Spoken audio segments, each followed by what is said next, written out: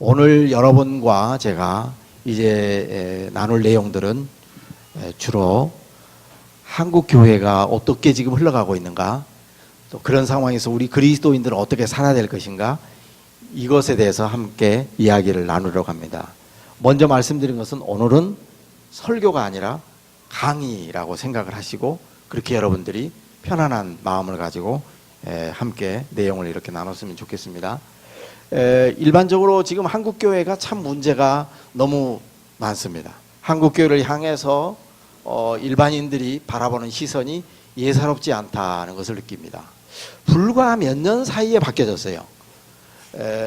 믿지 않는 저희 친척들을 만날 때 느끼는 점은 기독교에 대해서 소개를 자신 있게 할 수 없다는 그런 막연한 그런 좀 압박감이 이렇게 들어와요. 옛날에는 불과 수년 전만 해도 예수를 믿어야 된다, 교회에 대한 것에 대해서 자신 있게 제가 설명하고 이렇게 했는데, 요즘에는 은연중에 우리가 이렇게 움츠러드는 느낌이 있어요. 뭔가 이렇게 교회라는 거, 기독교라고 하는 것이 이 땅에서 고상하지 못하고 굉장히 수준 낮은 종교인 것처럼 이렇게 전락되고 있는 것은 대단히 지금 한국교회 그 선교의 관점에서 이 땅의 복음이 좀 더 확산되어야 되는 그런 측면에서 굉장히 위험스러운 일이다, 이렇게 생각이 됩니다. 그래서 우리는 한국교회를 이제 진단하는 시간이 필요하다, 이렇게 생각이 됩니다. 우리 몸의 건강을 우리가 종종 정기적인 검진을 통해서 체크를 하는 것처럼 한국 교회를 이렇게 스크린하는 작업이 필요하다, 이렇게 말할 수가 있습니다. 그러기 위해서는 먼저 한국 교회가 지금 뭔가 변화된 상황에 있습니다. 한국 교회가 지금 달라졌다라고 하는 거죠.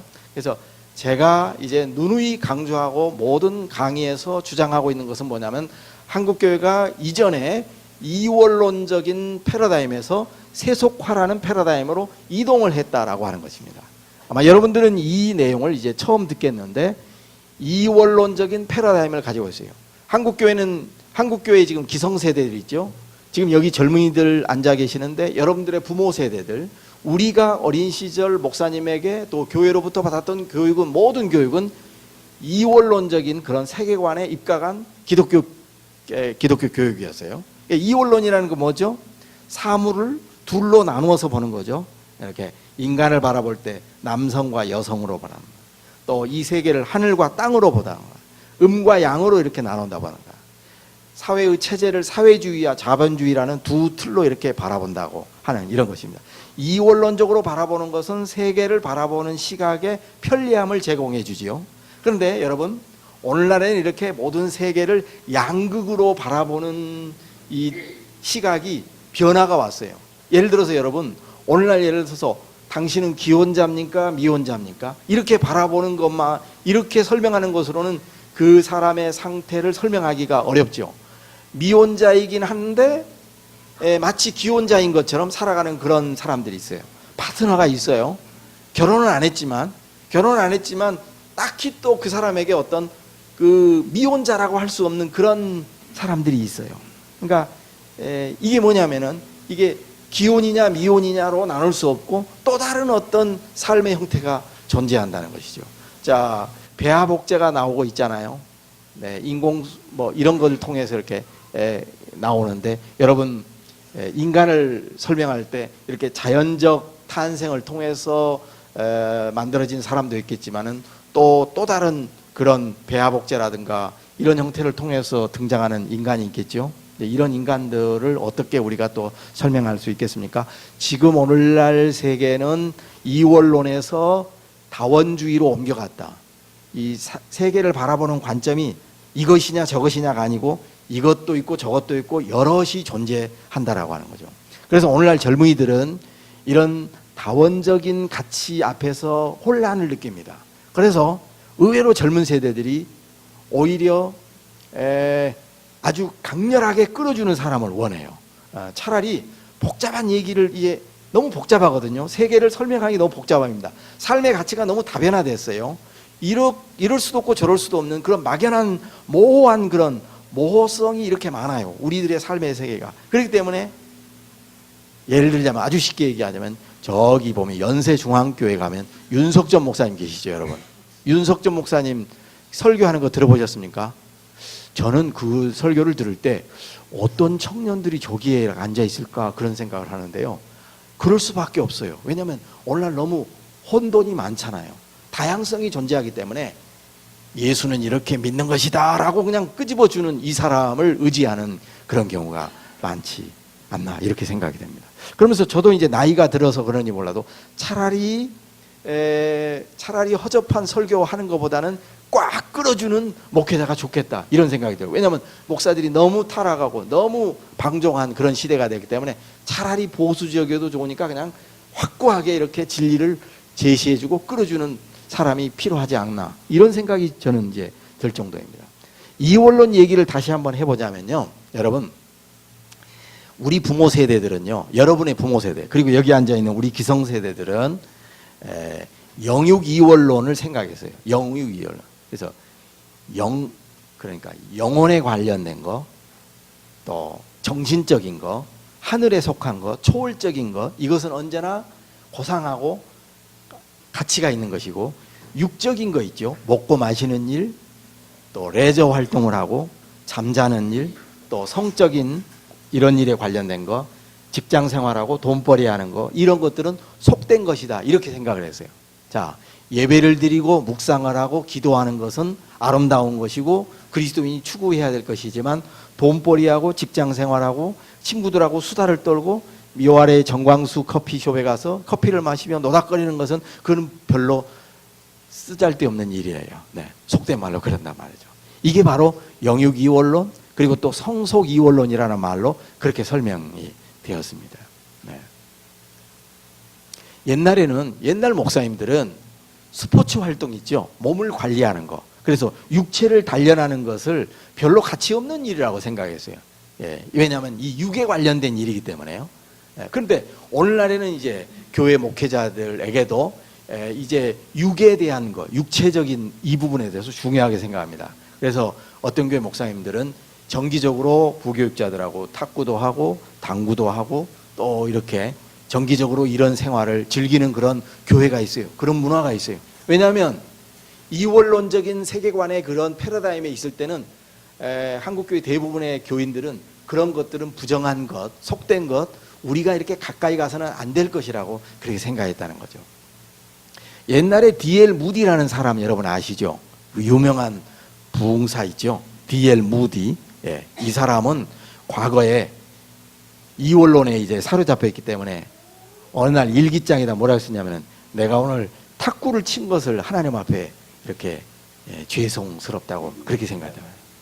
우리가 신학생 때는요, 신학생이 당구장에 가는 것은 굉장히 좀 약간 속된 것이라고 생각해요. 영화관에 출입하는 거, 이렇게 주변을 살펴보면서 우리 구역이 아닌 데서 영화를 봐야 됩니다. 명동 지역에서 사역을 한다. 명동을 떠나서 저기 이제 다른 데 가서 보는 거죠. 왜냐하면 그 영화관에 출입하는 것조차를 이렇게 죄스럽게 생각을 했다는 거죠. 이런 것들이 이원론이라고 이렇게 말할 수 있습니다. 그런데 이런 얘기는 아무리 얘기를 해도 별로 이해가 안 가요. 한마디로 얘기해 봅시다. 자, 그래서 이원론에 사로잡힐 때는 내세천당 불신지옥을 생각하고 있는데요. 왜 그러냐면 우리가 살고 있는 이 현세 있죠. 우리가 살고 있는 이 지상의 삶은 이거는 멸망당할 겁니다. 주님 오시면 다 잿더미와 같이 불바다가 될 것이기 때문에 주님 오실 그날을 바라보면서 오직 저 미래의 천국만을 소망하는 것이에요. 이것이 아름다운 신앙인 것처럼 보이죠. 그러나 사실은 이것이 현세를 도피하는 그런 도피적인 신앙을 가져오게 됩니다. 그래서 이 세상 속에서 크리스찬이 주님의 영광을 위해서 어떻게 살 것인가에 대해서는 아무 생각이 없고 그저 빨리 주님이 나를 데려가 달라고, 그래서 휴거, 주님 나를 끄집어 올려서 저 미래의 나라로 도망가기를 원하는 그런 그런 세계관에 사로잡혀 있었습니다. 그래서 탈세상적인 경건, 구원관 이런 걸 가지고 있어요. 제가 옛날에 청년 시절에 아주 경건한 그런 크리스찬 자매와 사귄 적이 있었는데요. 이 자매는 어렸을 때부터 교회에서만 생활했던 이런 자매예요. 그래서 내가 물어봤어요. 대중가요를 아느냐 그랬더니 절대 모른다는 겁니다. 집에서 그거를 틀면은 부모님이 꺼버리고 이런 노래나 이런 거 있죠? 가요 같은 거. 이거 절대 못 듣게 한다는 거예요. 예. 그래서 오로지 교회만 알고 이렇게 했던 그런 자매가 있는데, 우리가 어린 시절에 이제 그렇게 이렇게 자랐거든요. 구조선 신학이라는 거, 구조선 신학. 여러분 들어보셨나요? 라이프 보트 테올로지라 해가지고, 이건 뭐냐면은 이 세상은 멸망당할 영혼들이 막 아우성치면서 이렇게 하고 있기 때문에 교회가 하는 일은 그 사람들을, 영혼을 이렇게 빨리 건져 올리는 일이 최우선이라는 거죠. 네. 얼핏 보면 이것이 굉장히 아름다운 그런 생각인 것처럼 보이지만 이 생각 속에 함정이 있어요. 그렇기 때문에 교회가 해야 될 일은 영혼을 구제하는 일에만 있는 것이고, 사회를 아름답게 하고 우리가 이 세상 속에서 어떤 인간의 아름다운 그 덕을 살리는 일, 인간이 이 사회를 그 건강하게 만드는 이런 활동은 아무 의미가 없다고 이렇게 생각을 하는 것입니다. 네. 자, 이런 사고가 있기 때문에 대부분의 그 당시 크리스찬들은 분리주의적 태도를 가지고 삽니다. 올바른 그리스도인의 삶이란 세상에 때묻지 않는 생활을 하는 거다. 여기서 때를 묻지 않는다는 것은 도덕적으로 오염되지 않는 삶을 의미하는 것뿐만 아니라 세상이라는 이 공간, 그런 장소로부터 빠져나와야 된다고 이렇게 생각하는 거예요. 그리스도인은 그저 이 세상에서 버스 정류장에서 잠깐 머물다가 그냥 어디론가 하늘나라로 올라가는 그런 삶이에요. 예. 그리스도인은 이 세상이 체류자가 아니다. 이 시틀러가 아니고 그리스도인은 그저 필그림이다. 순례자일 뿐이다. 이렇게 생각했어요. 자, 여러분, 오늘날처럼 혼합주의적이고 이 세상 삶과 동화된 그러한 우리의 오늘날의 그리스도인의 삶을 비춰볼 때는 차라리 이전 세대가 가지고 있던 그런 이원론적인 분리주의적 태도가 더 아름다운 것이기도 하죠. 그렇지 않습니까? 예, 일면 이 이원론적인 태도는 우리 신앙생활에 좋은 것을 가져다 줄 수 있어요. 그런데 어떤 의미에서는 굉장히 세상에 대해서 무책임하고 이렇게 살았다는 거죠. 저희가, 제 나이가 벌써 이제 50대 초반 중반을 올라가고 있는데요. 저희는 이제 어린 시절에 그 교회 생활할 때 고등학교 때부터 벌써 교사를 하고 성가대를 하고 이제 시골 교회에서 그렇게 했거든요. 근데 이제 그렇게 하면 벌써 이제 저희 이제 그 주일학교 부장 선생님이 집사님인데, 그때 이제 굉장히 훌륭한 아주 모범적인 그런 신앙생활을 했어요. 근데 이 집사님의 직업이 뭐였냐면은 돼지 장사를 하는 분이었어요. 저한테 늘 그랬습니다. 김 선생, 내가 빨리 이 직업을 버려야 되는데 이걸 버리지 못한다고 이렇게 말하는 거예요. 아마 이 집사님은 생각하기를 그런 생각을 했던 것 같아요. 이 성경의 돼지 같은 이런 짐승이 좀 불결하잖아요.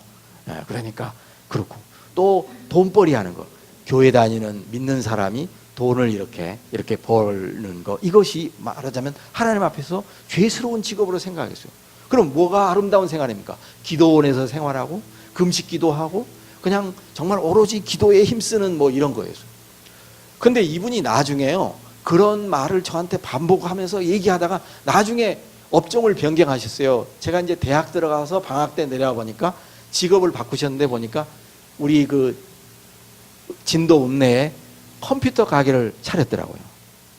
여러분, 컴퓨터 가게는 성스러운 건가요? 아니잖아요. 예. 가서 오락하고 컴퓨터에 아이들 게임하고 이게 문제도 많잖아요. 그러니까 돼지를 파는 거나 컴퓨터를 가게 하나 별다를 바가 없습니다. 우리가 이 세상으로부터 분리되려고 하지만은 세상과 근본적으로 단절된 삶을 산다는 것은 불가능한 것일 수 있어요. 옛날 제가 이제 대학을 다닐 때, 그러니까 저는 이제 총신대학을 다녔기 때문에 그때부터 교육전사 사역을 하고 그랬는데요. 사당동에 있는 교회에서 교육전사 사역을 하는데, 저와 함께 있던 다른 전도사님께서 이제 환경이 좀 재정적인 것이 필요해가지고 그분이 사는 사당동의 그 골목에 있는 한 슈퍼를 인수를 하셨어요. 그래서 이제 슈퍼를 운영합니다. 저한테 그래요. 잘해보십시오. 그랬는데 몇 주 지나가지고 저한테 말합니다. 야, 이거 굉장히 힘들어 죽겠습니다. 뭐가 힘듭니까? 자기 이제 그 당시만 여러분 80년대를 생각해 보시죠. 80년대 그때만 해도 이원론에 이제 있던 그런 세대라고 할 수 있죠. 술 담배를 사람들이 이제 찾는 겁니다. 예, 맥주도 이제 팔려고 찾고, 막걸리도 찾고 또 뭡니까? 소주도 찾고 이렇게 하는 거예요. 그러면 나는 그리스도인이고 나는 더구나 교역자인데 술, 담배 팔 수 없잖아요. 안 팝니다 그랬더니 여기서 안 팔면 어떻게 되느냐 이런 거예요. 네, 뭐 이런 정도입니다. 주일날 문을 닫았더니 이제 동네 사람들이 와가지고 월요일날 항의를 하는 겁니다. 모처럼 주일날 식구들하고 라면도 끓여 먹고 뭐 이렇게 하려고 하는데 그 당시 문화 수준이 그랬으니까요. 근데 왜 이걸 문을 닫느냐라고 하는 거예요. 네. 그러니까 이렇게 우리가 이 세상의 어떤 세상의 문화라든가 이 세상의 어떤 시스템과 완전히 절연하면서 산다고 하는 것은 거의 불가능에 가깝습니다. 그런데 그 당시에 많은 사람들은 이것을 공간적이고 지리적으로 이렇게 격리되어야 된다라고 생각을 많이 했다는 것이죠. 그런데 오늘날에 이제 생각이 바뀌어졌어요. 뭐가 바뀌었냐면 이제 적응 모델로 바뀌어졌다 이렇게 말할 수 있습니다. 한마디로 그리스도인들이 이 세상에 대해서 적대적인 생각을 갖지 않습니다. 이 세상 속에서 사는 것을 불편하게 생각하지 않는다는 거죠. 그래서 자연스럽게 세상과 그리스도인이 동거하면서 같이 이렇게 머물러 살면서 신앙생활을 하고 있습니다. 왜 그렇게 됐을까요? 그것은 세속화가 우리에게 찾아왔기 때문에 그래요. 세속화. Secularizations이라고 하는 이 세속화라는 말은요, 어떤 의미가 있냐면은 신성한 것을 제거하는 것이 세속화입니다. 자, 여러분, 아주 오래된 옛 시대에는 세속화가 아니라 모든 세계를 이렇게 신화적으로 바라보는 일들이 많아요. 신화죠. 예? 모든 세계 속에 신령한 것들이 신적인 어떤 힘에 의해서 이 세계가 움직여진다고 생각을 한다는 거죠. 말하자면 이런 거예요. 여러분 명동역에서 나오셨을 때 옛날 사람들은 명동역 3번 출구, 4번 출구에 나오면은 거기에 마귀가 말이죠. 귀신이 떡 버티고 해서 너 교회 지금 그렇게 가느냐 하면서 방해한다고 이렇게 생각한다는 거죠. 많은 사람들은요 산속에 어떤 신이 이렇게 거주하고 있고 이렇게 우리가 살고 있는 모든 살아가는 모든 장소에 여기에 신이 거주하고 있다고 생각합니다. 우리 주변에 나타나는 이런 동물들, 구렁이라든가 뱀이나 이런 것들도 마치 집을 지켜주는 뭐 수호, 집터를 지켜주는 뭐 이런 것처럼 그렇게 생각했어요. 모든 것들이 이렇게 신령한 것으로 가득한 그런 세계라고 생각했어요. 그런데 여러분 어떻게 될까요? 과학이 발달하면서 사람들은 이제 모든 것을 합리적으로 생각을 하는 것입니다. 사실 존재하는 모든 것들에는 어떤 이해할 수 없는 신적인 힘이 작동하는 것이 아니라 사실은 이제는 그 물질 세계에는 물질만 존재하고 정신의 영역에는 정신이 존재한다고 이렇게 이거를 이렇게 구분을 시켜버렸어요. 더 이상 어떤 이런 공간에 말하자면 이런 공간 안에 무슨 요정이라든가 도깨비라든가 귀신이 여기서 춤을 추거나 이런다고 생각을 하지 않는 거예요. 왜냐하면 이 질량, 이 공간 안에는 그냥 어떤 그 일정한 부피가 존재할 뿐이에요. 전혀 여기에 정신적인, 영적인 것이 물질 세계 쪽으로 침투해 온다고 생각하지 않았어요. 자, 이것이 바로 이런 생각을 열어간 것들이 이제 세속화라고 말할 수 있는데요.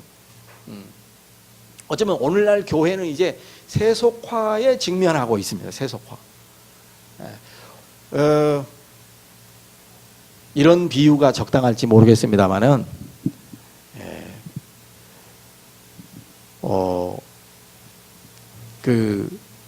과거에는 우리가 교회당을 바라볼 때 굉장히 이 교회당이라는 그 장소 자체가 어떤 성스러움을 주는 어떤 곳이라고 생각을 했었어요. 뭐 지금도 그렇게 생각하는 분들이 많이 있죠. 또 그것은 전혀 나쁘다고는 할 수가 없겠지만 어쨌든 뭐 그렇습니다. 세속화라는 것은 이런 것일 수 있어요, 여러분. 한번 이런 예가 적당할지 모르겠습니다만은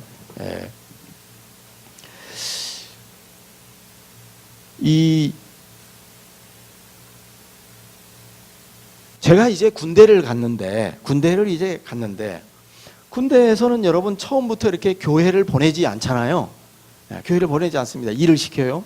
근데 주일이 되었는데 주일을 맞이하게 되었는데 교회를 갈 수가 없었어요. 왜냐하면 뭐 사역을 시키고 이렇게 하기 때문에. 그래서 풀을 뽑고 있는데 그 시간에 오전 11시에 저 멀리서 군대 교회의 종소리가 막 이렇게 울리는 거예요. 그런데 제가 거기서 이제 풀을 뽑고 있는데 11시가 되었는데 예배당에 내가 앉아있지 않고 이 연병장에서 풀을 뽑고 세속적인 활동을 하고 있는데도 아무런 하늘에서 벼락이 내리거나 어떤 변화가 없는 거예요. 이 세상은 아무 문제 없이 잘 돌아간다고 하는 생각을 하게 됐을 때 굉장히 거기서 이상한 그런 느낌을 가졌어요. 어려서부터 교회 생활을 했고 주일이면은 내가 언제나 교회 안에 앉아 있어야 된다고 생각했는데, 말하자면 그런 어떤 그런 것과 상관없이도 이 세상이 유지되고 이렇게 진행되어 가고 있다고 하는 거, 이런 것을 의식하고 있는 것이 어쩌면 세속화라고 할 수가 있어요. 여러분, 세속화라고 하는 것은 그 자체가 어떤 나쁘거나 좋은 어떤 가치적인 개념이 아니고요, 이것은 역사가 진행되는 과정에서 피할 수 없는 어떤 하나의 프로세스, 하나의 과정이라고 이렇게 말할 수 있어요. 자, 여러분, 우리나라가 근대화를 급속도로 만든 장본인이 누굴까요? 박정희 대통령이에요. 박정희 대통령은 이제 말하자면 새마을 운동을 통해서 이 나라를 그분 본인대로, 그러니까 민주화나 이런 부분에 있어서는 상당히 후퇴하는 일을 했지만은 근대화 작업을 하는 데 있어서는 상당한 박진감을 가지고 추진을 했어요. 왜냐하면 군사 정권의 성격을 가지고 있었기 때문에. 그런데 근대화를 만들어내기 위해서 장애 요인이 뭘까요? 그것은 세속화되지 않는 어떤 그 신화적인 세계관 속에 사로잡혀 있는 거예요, 국민들이. 예를 들어서 여러분, 농촌이나 이런 시골을 도로를 확장하고 집을 허물고 새로운 집을 만들고 이렇게 하려고 했을 때 장애 요인이 뭘까요? 집을 부수면 안 된다는 거예요. 이 집을 허물면 뭐 재앙이 온다고 하는 거예요. 동네 앞에 어귀에 있는 큰 고목나무나 이걸 막 베어버리고 도로를 확장하는 것은 안 되는 거예요. 왜냐하면 그 고목나무나 그 앞에 있는 큰 돌이 우리 동네를 지켜준다고 이렇게 생각해야 돼요. 이게 이제 신화적인 그런 세계관이잖아요. 근데 박정희 대통령과 같은 그런 어떤 이런 정권에서는 이러한 사고를 미개한 사고라고 이렇게 말을 했어요. 그래서 이것을 미신을 타파해야 된다라고 생각했어요. 그래서 우리 어린 시절만 해도 시골에 보면 이렇게 무당이라든가 이런 그 무속적인 그런 활동을 하는 사람들이 넘쳐났습니다.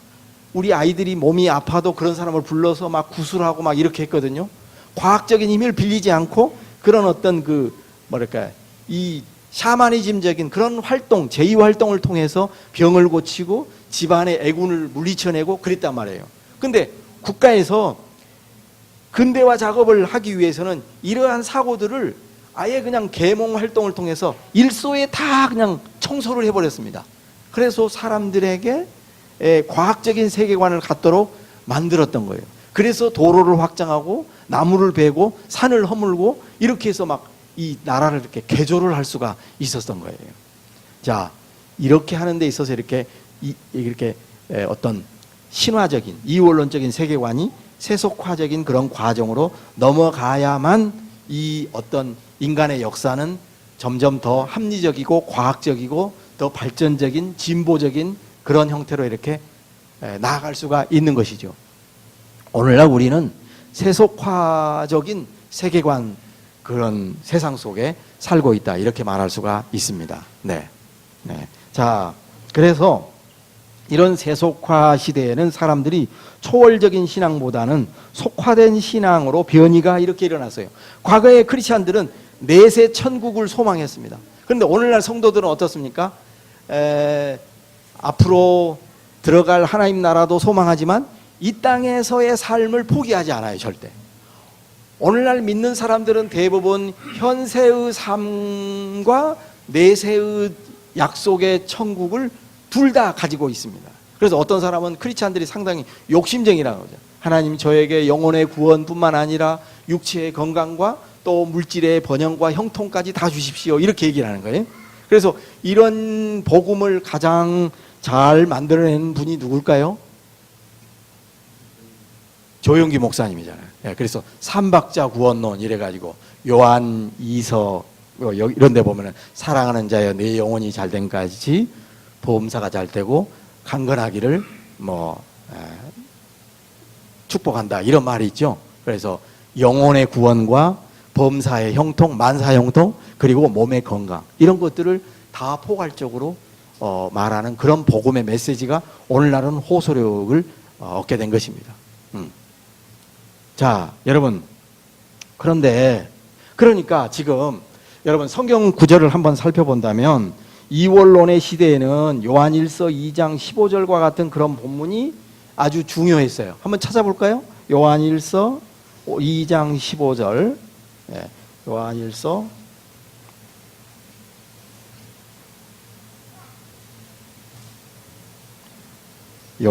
2장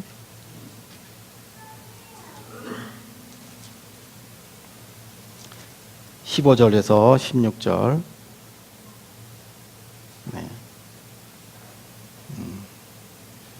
15절 16절 한번 같이 읽어보겠습니다. 시작.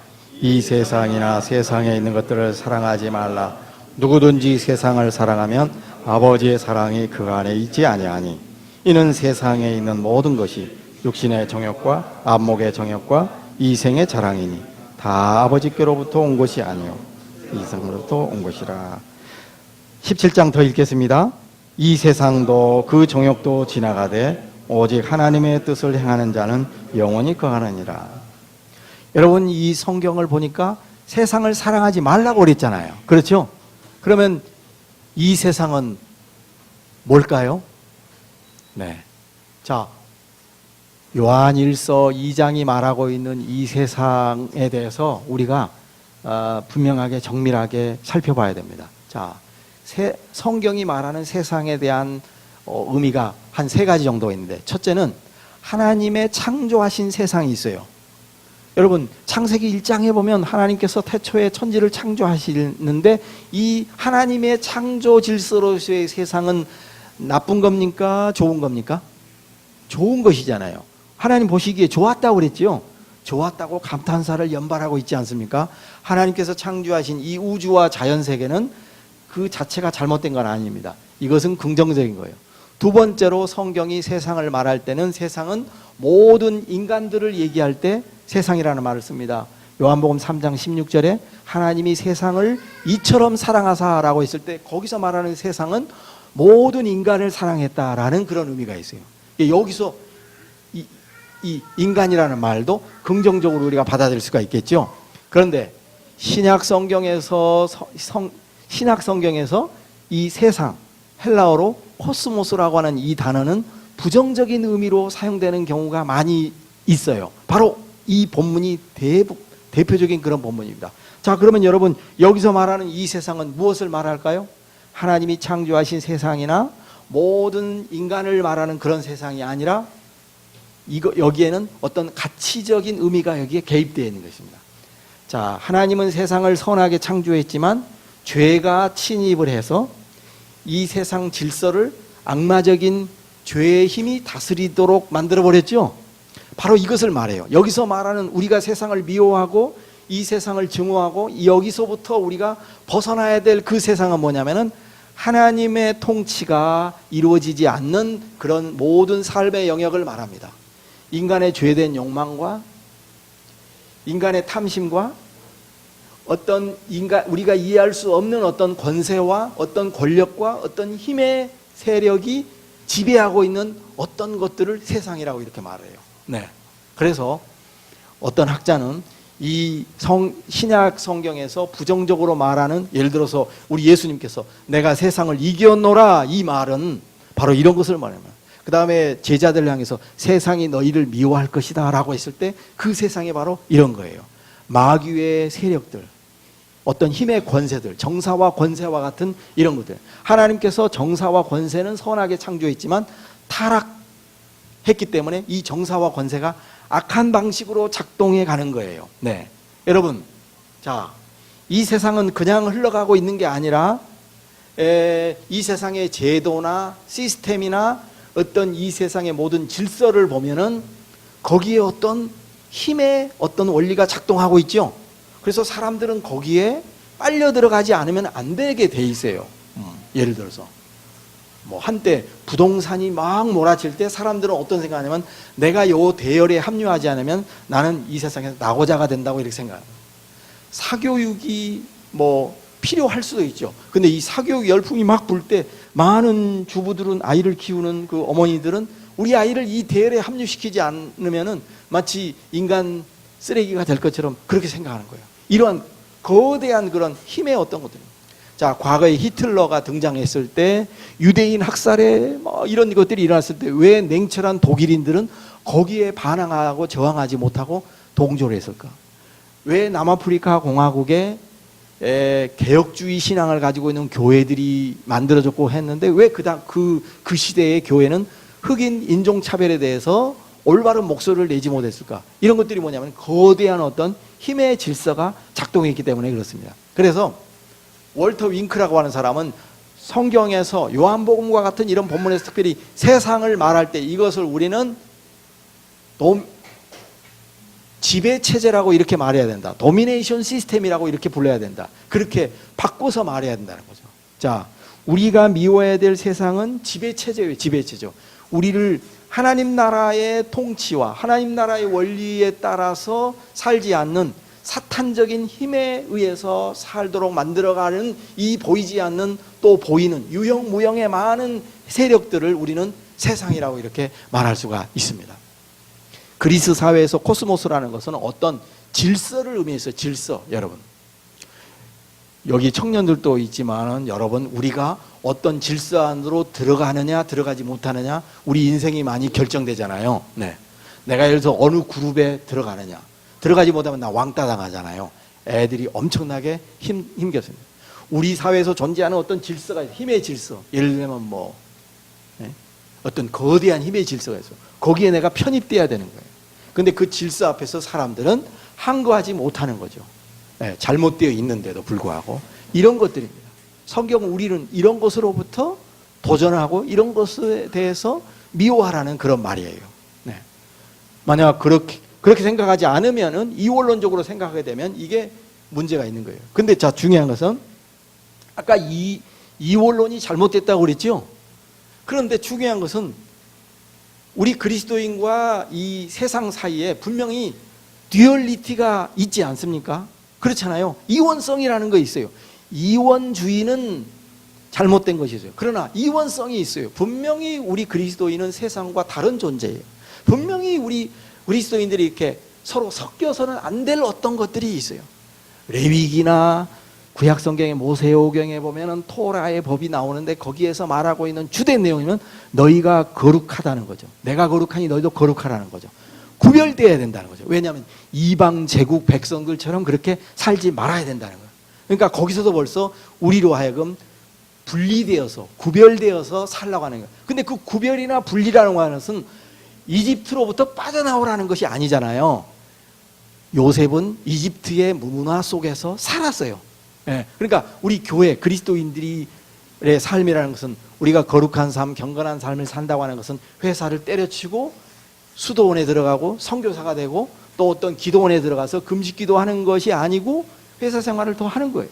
또 이 사회의 어떤 질서 속에서 살지만 거기서도 끊임없이 우리는 투쟁을 하고 거기서 갈등을 느끼면서 고통을 당하면서 살아가는 거예요. 그래서 고통하는 롯이라는 말이 나오죠. 누굽니까? 롯과 같은 사람, 이런 사람, 그런 사람들, 노아 같은 이런 사람들, 그러한 그 사회에 막 이런 죄악이 물결치는 사회 속에서 자신의 신앙의 경건과 거룩성을 유지하려고 부단히 노력했던 그런 거예요. 이게 바로 세상과 분리되고 세상과 저항하는 그런 크리스찬의 삶이라고 할 수가 있습니다. 그런데 오늘날 이제 세속화의 세계관으로 이렇게 넘어온 오늘날 우리 시대에 많은 그리스도인들이 이제 이 세상 속에 이 세상과 저항하지 못하고 이렇게 동화된 채 이렇게 살아가고 있는 그런 부분들이 있다는 것입니다. 자, 신앙이 많이 바뀌어졌습니다. 과거에 많은 성도들은 이원론적인 신앙관을 가지고 있어서 이 땅의 것을 헛된 것으로 생각하고 저 세상을 추구하고 그랬는데 오늘날 신자들은 이제 이 세상이 주는 어떤 안락함과 형통과 어떤 이 세상이 주는 안정성을 굉장히 긍정하게 이렇게 생각하게 된 거예요. 세속화라고 하는 것은 제가 말씀드렸죠. 이것은 가치적인 것이 아니고 이것은 피할 수 없는 현상이지만 이 세속화는 어느 날 어느덧 우리에게 굉장히 신앙적으로 어려움을 이렇게 주게 되어 있다는 거죠. 자, 그래서 오늘날 사람들은, 오늘날 세대의 사람들은 돈에 대해서 부정적이지 않습니다. 예, 이 세상에서 부자가 되면서 사는 것을 그렇게 나쁘다고 생각하지 않는다는 거예요. 예. 물질화된 그런 사고 속에서 살고 있어요. 물화된 그런 신앙이 있어요. 물화된. 예. 유물론적인 신앙을 가지고 있었어요. 이원론적인 세계관 속에 있을 때는 물질적인 것들을 배격했는데 오늘날 크리스찬들은 이제 유물론적으로 살아간다는 거죠. 예. 물질에 대한 것을 굉장히 긍정하고 이렇게 물질주의적으로 살아가는 것은 믿는 사람이나 믿지 않는 사람이나 별반 다를 바 없이 그렇게 살고 있다고 하는 것입니다. 네.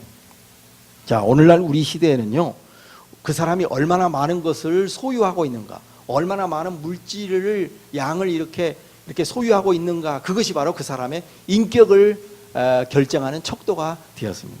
과거에는 정신적인 것, 내면적인 것, 이런 것들이 중시됐어요. 그래서 가난하더라도 너는 이렇게 살아야 된다, 이런 교육이 통했지만 오늘날에는 가난한 것 그 자체가 창피스러운 일이고 그 자체가 별로 그렇게 좋은 인간이 아닌 거예요. 네.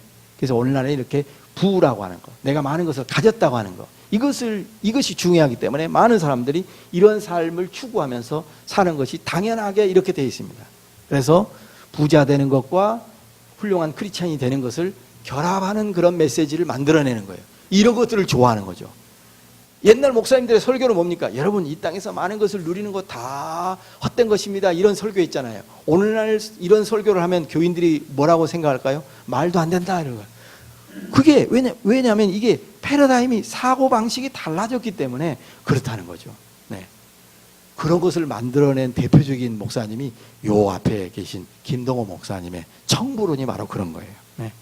우리도 부자가 될 수 있다, 또는 부자가 되어야 한다라고는, 단 깨끗한 부자가 되자, 이런 논리예요. 근데 이게 두 가지가 이렇게 양립할 수 있느냐라고 하는 거죠. 근데 사실은 이 두 가지는, 그러니까 부자도 되면서 깨끗한 크리스찬이 되면은 이거는 굉장히 좋은 거잖아요. 이걸 마다할 크리스찬이 없어요. 그러니까 이걸 던져주는 거예요. 그런데 사실은 그러한 크리스찬이 될 수도 있겠지만 거의 대부분 우리 한국 사회에서 정의나 법질서나 이런 것들이 올바로 세워지지 않은 우리 한국 사회 현실에서 벼락부자가 되는 것은 대부분 아주 잘못된 경제구조에 편승된 것이 대부분이에요. 그것을 많은 사람들은 하나님의 은혜라고 얘기하는 거야. 할렐루야, 하나님께서 땅값을 막 이렇게 뛰게 했다, 뭘 샀더니. 근데 그거는 잘못된 불의한 경제 질서 속에 하나님의 은혜가 침투해 온 것이라고 말할 수 있는데, 그게 하나님의 은혜가 아니라 그런 어떤 특혜가 이렇게 작동했기 때문에 그게 가능한 거예요. 네. 자, 우리는 부자를 증오하거나 부자된 사람이 문제가 있다, 이런 얘기하는 거 아닙니다. 훌륭한 부자가 분명히 있죠. 네. 성경은 의외로 부자라는 그 자체에 대해서 이렇게 부정적으로 얘기하는 것도 있고, 그런데 또 한편으로 성경에는 부자들이 헌신하는 경우가 많이 있어요. 아리마대 요셉 같은 사람, 이런 사람 이렇게 별로 안 나타나잖아요. 요한복음은 아리마대 요셉이 없어. 별로 안 나타나. 근데 결정적인 시기에 돈이 필요할 때 딱 나타나가지고 한번 크게 헌신하고 성경에 딱 기록되잖아요. 이런 부자들을 참 좋습니다. 니고데모도 그런 사람, 고위직에 있고 이런 사람 별로 안 나타나요. 왜냐하면 이름을 내면은 문제가 생기니까 밤중에 싹 찾아와서 예수님께 상담하고 신앙 문제 해결받고 이렇게 뭐 하는 겁니다. 어쨌든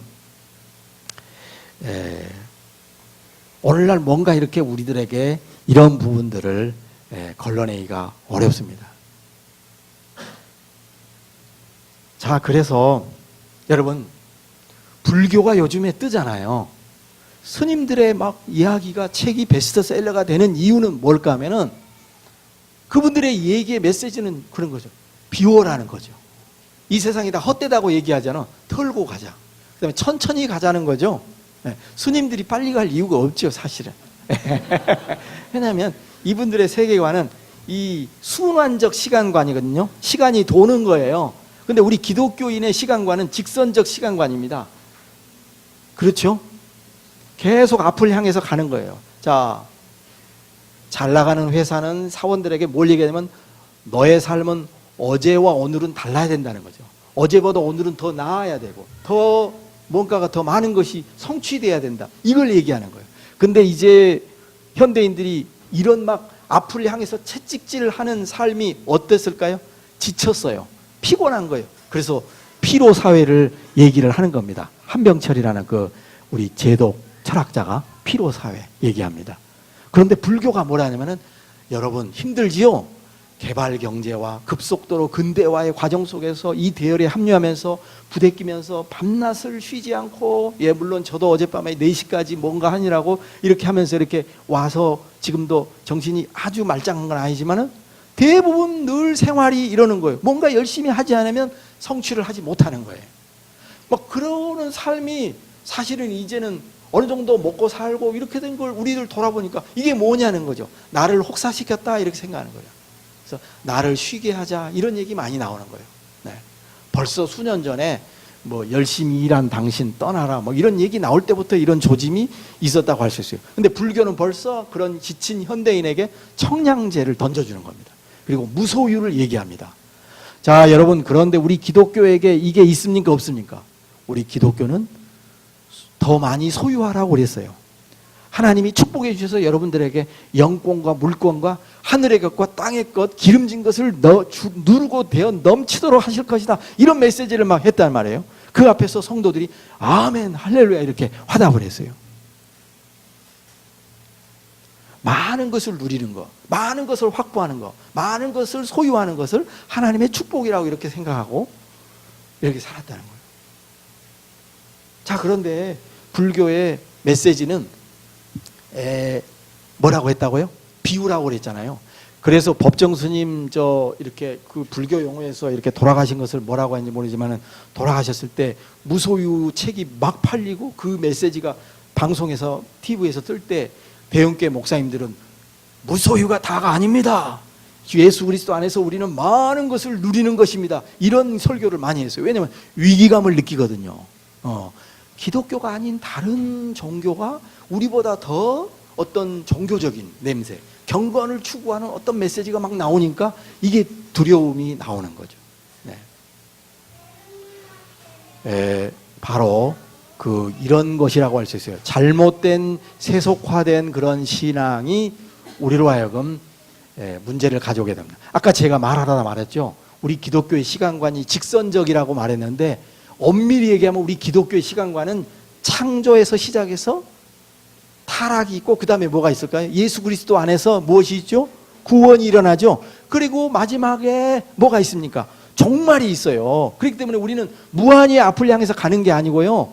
언젠가에 멈춤이 있거든요. 심판이 있고 하나님의 판단이 있잖아요. 그러니까 우리는 그 앞에서 겸허해야 되고 우리 삶을 늘 내다보면서 하나님의 그 심판대 앞에서 설날을 생각을 해야 되는 거예요. 그런데요, 여러분들은 별 관심이 없겠지만은 서양에서 나오는 역사관을 말하고 있는 책들을 읽어보면요, 서구의 19세기의 역사관은 뭐냐면 진보적인 낙관주의 역사관이거든요. 그게 뭐냐면은 인간의 역사와 문화는 무한대로 늘 진보될 것이다 이렇게 생각하는 거예요. 네, 그렇게 생각하는. 근데 이것이 바로 기독교적인 시간관이라고 생각을 하는 거예요. 사실 우리 기독교의 시간관은 종말론적인 시간관인데 서구 유럽의 많은 사람들은 이것이 바로 기독교적인 시간관이라고 생각을 했다는 거죠. 자, 순환적인 시간도 좋은 것이기도 하지만 사실은 우리로 하여금 더 개선과 발전의 여지를 주지 못하는 점에서 문제가 있고, 직선적인 시간관이라는 것은 인간의 미래를 너무 낙관하게 만드는 그런 부분이 있다는 점에서 우리는 종말론적인 그런 시간관을 가지고 우리를 늘 반성하면서 살 필요가 있다고 할 수가 있겠습니다. 네. 자, 그래서 떠오르는 또 다른 메시지가 있는데 뭐냐면은 그런 세속화된 신앙의 어떤 메시지 중에 하나가 누굽니까? 조엘 오스틴 무슨 책을 썼죠? 긍정의 힘을 썼어요. 이 긍정의 힘이라는 것은 이게 이제 당신은 뭐든지 잘 될 것이다. 당신이 하는 모든 것을 하나님 축복해 줄 거다. 하나님께서 당신에게 좋은 길을 열어줄 거다라고 하는 일종의 심리적인 어떤 자기 확신 논리가 여기에 개입되어 있는 부분들이 많습니다. 네, 많단 말이죠. 네. 근데 그 다음번에 쓴 좋은 책이 뭐냐면, 좋은 책이 아니라 하여튼 그 책이 뭐냐면, 잘 때는 나예요. 잘 때는 나. 여러분, 잘 때는 너도 아니고, 우리가 잘 때자, 잘 때는 우리도 아니고, 잘 때는 나예요. 그러니까 이게 상당히 사람들이 혹할 수 있겠죠? 아니, 잘 된다고 하는데 누가 그걸 마다할 사람이 있겠어요? 그런데 문제는 모두가 잘 때는 이런, 모두가 잘 때는 걸 생각하는 게 아니라, 나, 이 주체, 개인, 나 자신의 좋은 것, 번영된 것, 이것을 추구하고 있다는 것, 이것이 어려움을 가져가지고 있다. 그래서 나는 잘 된다. 그러므로 나는 존재한다. 이렇게 말할 수 있어요. 많은 여러분 젊은이들 가운데 부러운 친구가 뭐예요? 요즘 뜨는 애, 너 잘 나간다. 너 회사에서 잘 나간다. 좋은 직장 들어가고, 아주 좋은 직장 들어가고, 이런 좋은 사람들이에요. 이게 우리 은연 중에 이렇게 사로잡혀 있습니다. 네. 자, 과거에는 기복신앙을 얘기했는데 오늘날은 번영신앙을 얘기하고요. 성공과 형통과 고지론을 얘기하고, 이것들은 이웃의 고통에 무관심한 교회를 만들어 가게 되는 것입니다. 잘 때는 나를 생각하고 이럴 때 신앙은 개인의 사적인 관심사가 이제 되어버린 거예요. 이걸 신앙의 사사화라고 할 수 있어요. 여러분, 프라이비트, 프라이버시라는 말이 있잖아요. 개인적인 것. 네. 신앙을 하나님과 나의 문제예요. 그래서 수평적인 거 생각하지 않고 우리가 살아가는 이렇게 공동적인 삶에 대해서 무관심하게 만들어버린 것. 이것이 오늘날 이 우리 시대의 신앙의 그런 모습이라고 할 수 있습니다. 이 점이 극복되지 않으면은 우리 기독교는 이제 어려움이 많이 있다. 이렇게 생각할 수 있습니다. 어느 날 제가 지하철에서 이렇게 타고 가는데 옆에 있는 분들이 어떤 그 주문을 외우더라고요. 근데 앞에 보니까 한문으로 세로로 이렇게 써 있는, 그러니까 뭐냐면 그 굉장히 그 뭐죠?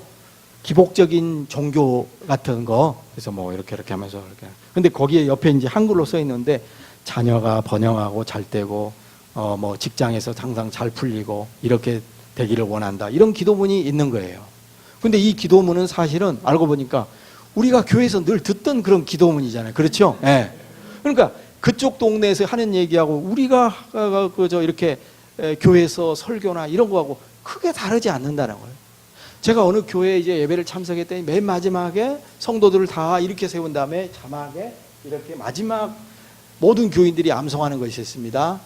주 안에 있는 우리 모든 성도 여러분, 여러분의 자녀들은 늘 건강하고 여러분의 아빠는 승진을 하게 되고 또 여러분의 모든 가문은 늘 번성하게 되기를 주님의 이름으로 축원합니다. 이걸 이렇게 마지막에 이렇게 암송을 하고 그러고 예배가 끝나는 걸 봤어요.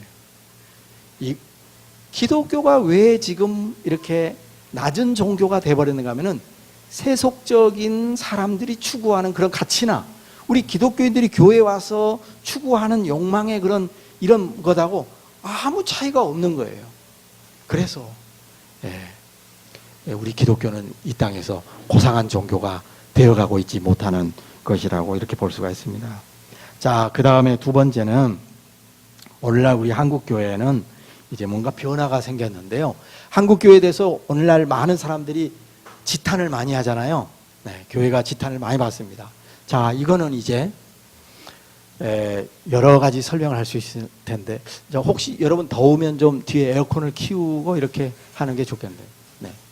자, 저한테 1시간을 주셨어요, 여러분. 그러니까 편안하게 이렇게 생각. 여러분 가만히 한번 생각해보세요. 왜 요즘에 교회는 막 동네 북이 돼버렸잖아요.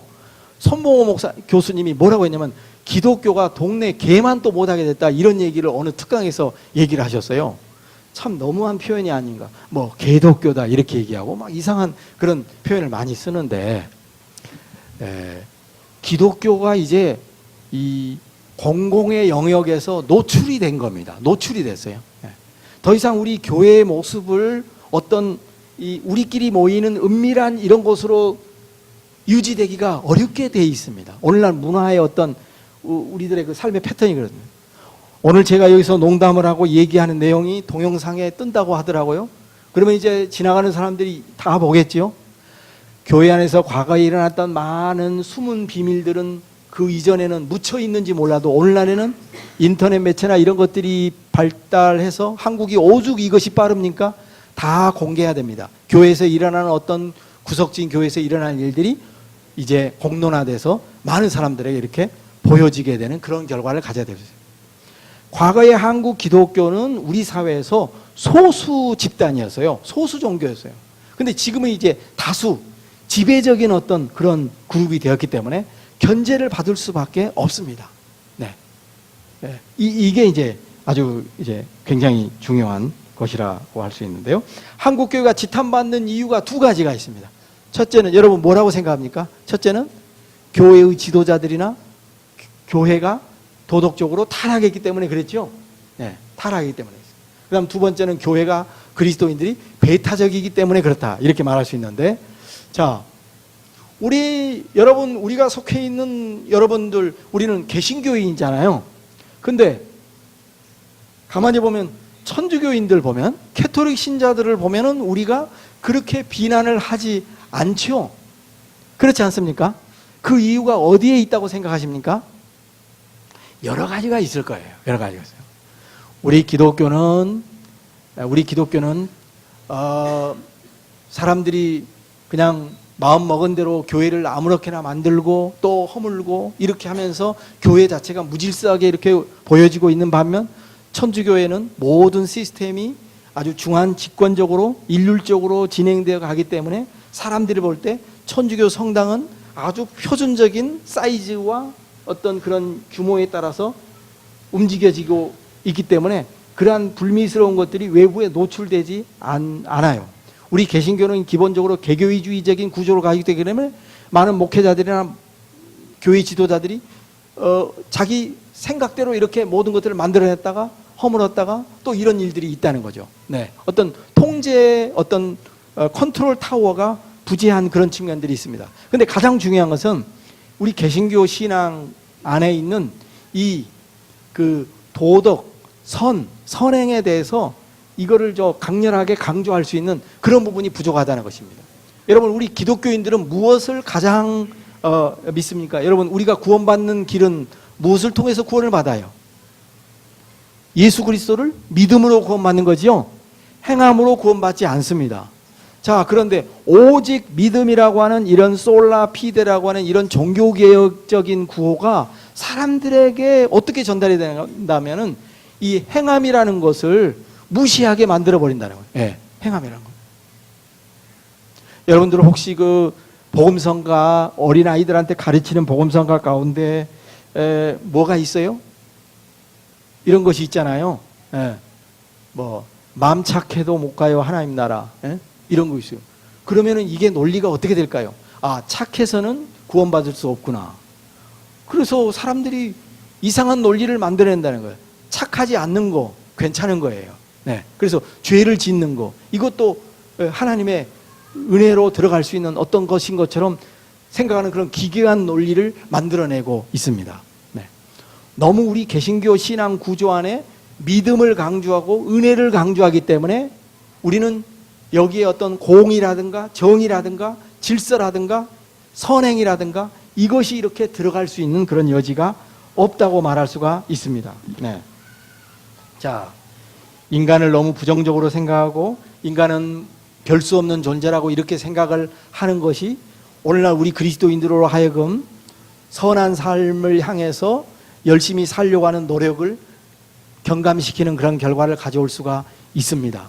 자, 여러분, 제가 이렇게 신학 얘기를 하면 조금 말을 하면서도 좀 부담스러운데요.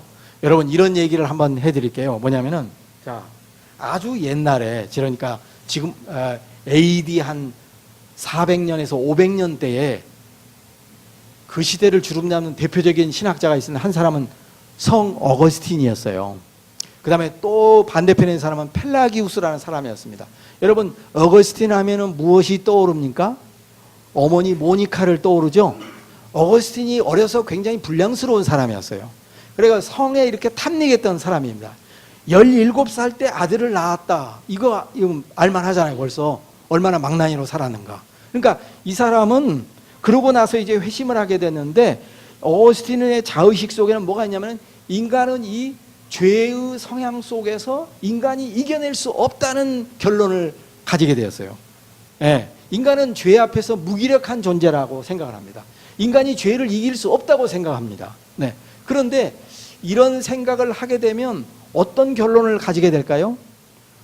죄는 인간이 짓는 것이 아니라 인간의 죄성이, 죄된 본성이 짓게 된다, 이런 결론을 가지게 되니까 사람들이 뭐라고 하냐면, 죄를 짓고 나서도 뭐라고 할까요? 내가 죄를 짓는 게 아니라 나로 하여금 죄를 짓게 만드는 그런 기질과 어떤 원죄가 있기 때문에 인간 안에 이 본성이 죄를 짓게 만든다, 이렇게 얘기를 하거든요. 그러니까 그 시대에 펠라기우스라는 사람은 이래서는 안 된다라고 생각을 해서 인간은 죄를 이길 수 있다는 이야기를 이제 하게 된 것이죠.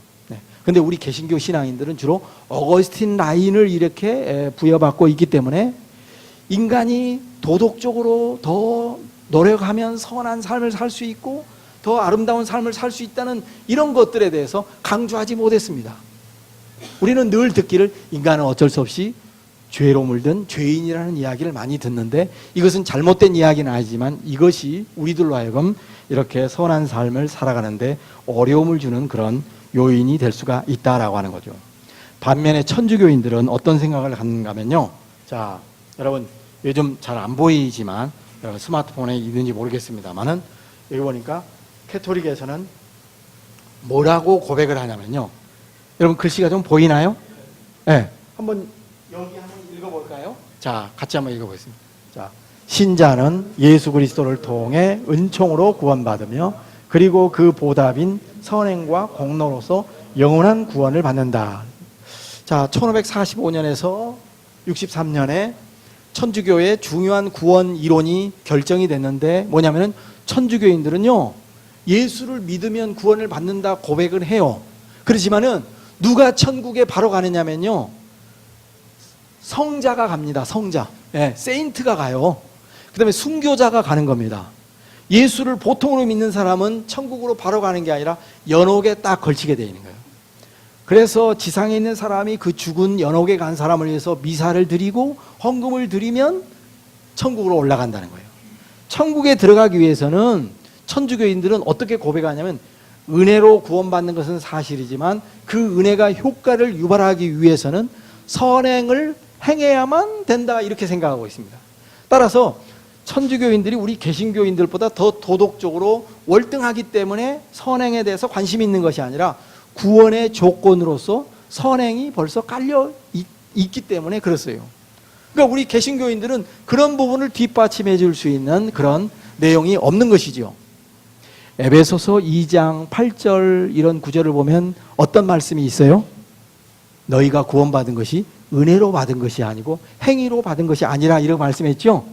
근데 에베소서 그 2장에 10절을 가면 뭐냐면은 우리는 그가 만드신 자라 선한 일을 위하여 지으심 받은 자다, 이렇게 말했어요. 우리는 은혜로 구원받고 선행을 통해서 구원받지 않았지만은 선한 일을 하도록 하기 위해서 구원받은 사람들이에요. 그러니까 우리 개신교 신앙 안에도 우리가 선한 삶을 열심히 살아야 될 근거가 분명히 있는 것이지요. 이 부분이 우리가 놓쳐서는 안 된 그런 부분이라고 할 수 있습니다. 자, 이제 그 다음 마지막으로 이제 얘기를 해야 될 부분은, 우리 교회가 어려움이 닥쳐 있는 또 한 가지 문제는 바로 배타적인 태도예요. 네. 우리 개신교인들이 너무 배타적이다라고 하는 것이죠. 네. 자, 우리 기독교인들 가운데 아주 열광주의적인 신앙을 가지고 있는 사람들 가운데 어떤 행동을 서슴지 않고 합니까? 봉은사나 이런 데 가가지고 그냥 그 절 앞에 마당에서 막 손을 들고 막 축복기도가 아니라 저주기도를 하는 거죠. 무너질지어다, 이렇게 얘기합니다. 중보기도 열심히 하는 분들 가운데는 저기 낙산사 관광여행 갔다가 그 낙산사 국보급 그 불상이나 이런 데 앞에서 하나님 이 우상이 무너지게 하시옵소서, 이렇게 기도를 했는데요. 어느 날 TV를 보니까 낙산사 화재가 일어나고 있는 걸 보이더라고요. 거기서 불상이나 그 아주 국보급 유물이 진짜 녹아져 내려요. 그때 할렐루야 이렇게 TV를 보면서 그랬다는 얘기를 저한테 직접 했어요. 우리 기독교인들은 그 내가 믿지 않는 타종교의 문화나 그런 전통 유산을 어떻게 바라봐야 됩니까? 이건 다 우상 숭배이고 하나님께서 멸망할 모든 것들인가요? 아니면 어떤 것일까요? 자, 기본적으로 우리는 두 가지 측면을 가지고 있어요. 첫째, 타종교가 보여지는 많은 것들은 분명히 하나님을 잘못 찾아가는 것이고 불신앙적인 것이고 불건강한 것이고 10계명을 1계명, 2계명을 어기는 것임이 틀림이 없어요. 그래서 분명히 성경은 이런 부분을 우상이다 이렇게 정죄하고 있는 것이 사실입니다. 그런데 종교라고 하는 것은 또 다른 기능이 있어요. 뭐냐면은 여러분, 많은 사람들이 내세를 생각하는 거, 또 현세에서 착한 일을 하면 나중에 신이 나에게 보상해 줄 것이라고 하는 이런 생각들은 어디에서 나올까요? 이거는 인간이 가지고 있는 종교적인 관념이 있기 때문에 그렇잖아요. 예. 인간이 이런 내세에 대한 동경이나 이런 종교적 관념이 없다면 예수 그리스도의 복음을 증거할 때 그 복음이 들어갈 수 있겠어요? 모든 사람은 믿지 않는 모든 불신자에게도 이미 그 생각 속에 내세나 또 어떤 미래의 세계에 대한 어떤 것들이 다 있다고요. 그래서 사람들이 좋은 일 하다가 죽은 사람이나 불행을 만나서 겪어서 죽은 사람들에게 뭐라고 댓글을 다는가요? 좋은 곳으로 가십시오. 뭐라고 또 합니까? 극락왕생하소서 뭐 이런 얘기를 한다는 거죠. 종교가 없는 사람도 그렇게 말을 한다는 거예요. 예? 그러니까 종교적인 관념을 가지고 종교적인 관념도 하나님이 주신 선물이라는 생각을 우리가 할 수가 있다는 겁니다. 그래서 이런 타종교의 그 유산이나 이런 부분들을 우리가 양면적으로 바라볼 수밖에 없는 거예요. 자, 저희 학교 교수님들이 중국으로 이렇게 퇴수회를 갔는데요. 중국에 있는 이름을 잊어버렸습니다만 굉장히 세계적인 어떤 이 사찰로 우리를 인도를 하더라고요. 어마어마한 크기의 불상이 이렇게 있었습니다. 자, 여러분, 어떤 교수님들은 그거를 쳐다보더니 아주 투덜투덜하면서 이따 이것을 보여주려고 여기까지 우리를 데려왔나 하면서 이 우상 덩어리인데 이러면서 지나가더라고요. 근데 어떤 교수님은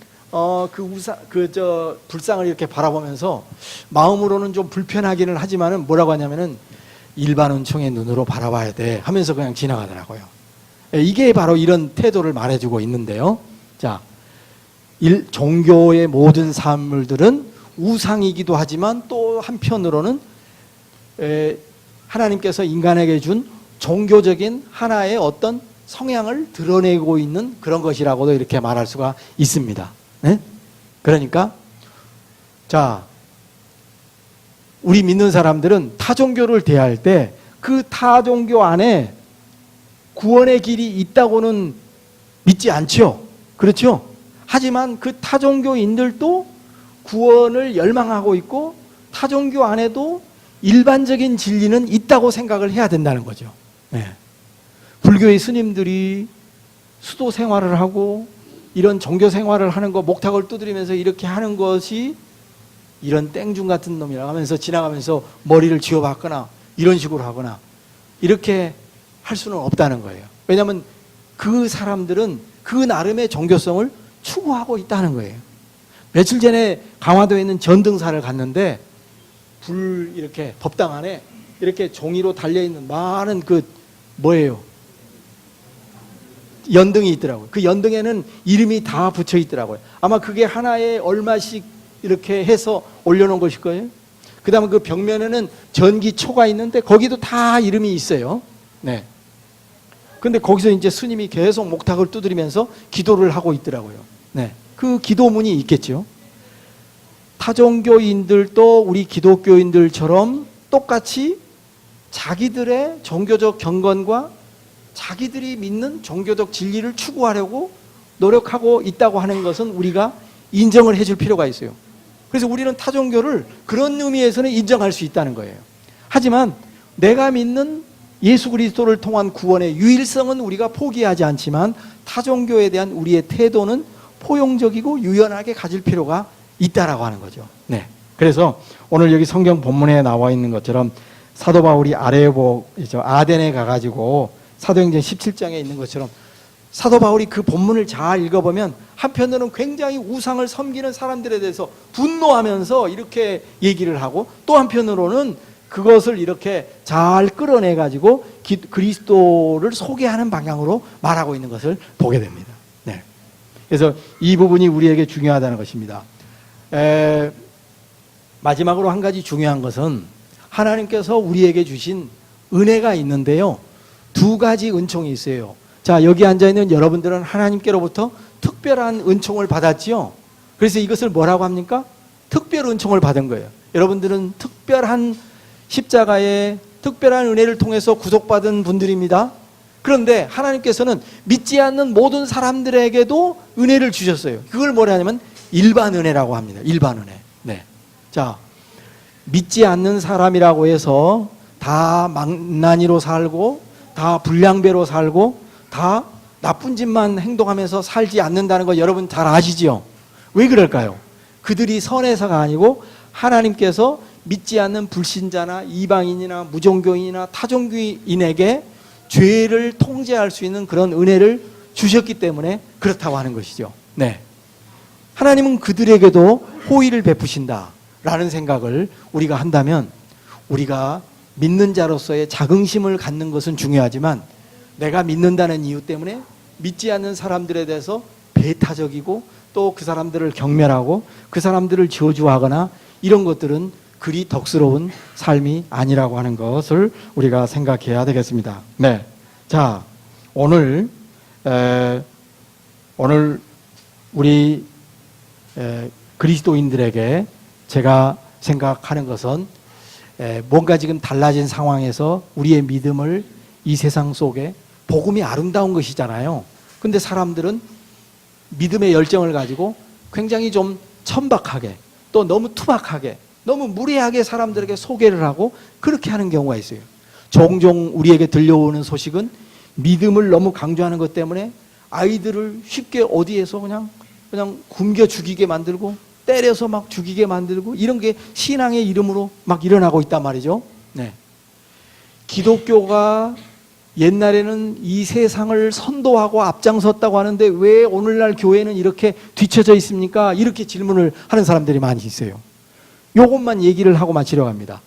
옛날의 기독교는 그 당시 우리 사회에서 굉장히 문화적으로, 문명적으로 선도적인 입장에 있었어요. 그렇잖아요. 우리 기독교는 서양 문화를 맨 먼저 받아들이는 그런 출구 역할을 했었잖아요. 그래서 교회가 하는 문화나 이런 것들은 우리 사회에서 굉장히 모범적이고 앞서 있는 것이라고 할 수 있어요.